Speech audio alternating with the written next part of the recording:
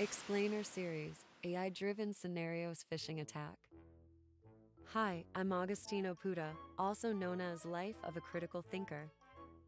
As a full-stack developer and cybersecurity enthusiast, I create engaging and informative content using AI-generated visuals.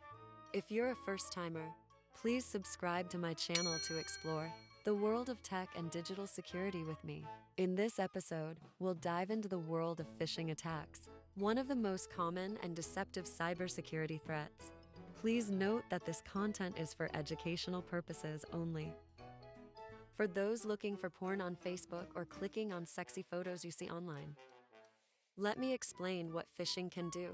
If you're the target, someone can create a phishing link, disguised as a picture of something you love like porn.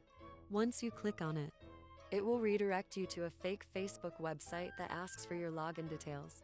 After you enter your information, the attacker gains access to your account, and the rest is history. Note, this is just imagination.